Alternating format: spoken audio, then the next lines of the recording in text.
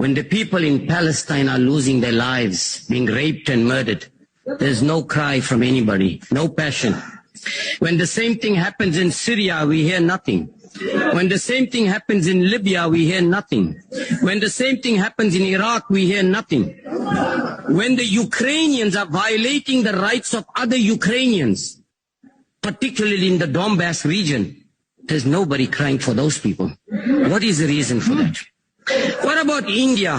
Why is there nobody in this country raising the concerns of the Indian minorities, of the Christians and the Muslims whose rights are being violated by the Indian government? Nobody in this country is saying anything about it. Now, NATO went on and bombed many of the Russian allies. Russia could do absolutely nothing about it and stayed out of it. What did Russia say?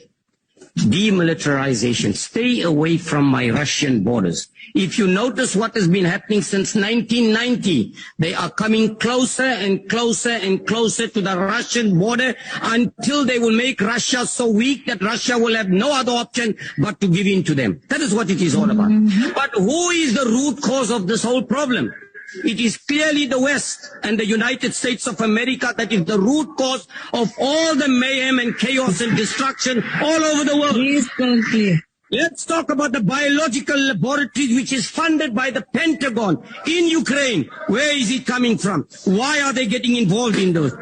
Let's talk about the number of people that were massacred by the Ukrainians who have been detained without trial. Nobody has said anything about that as well. Okay?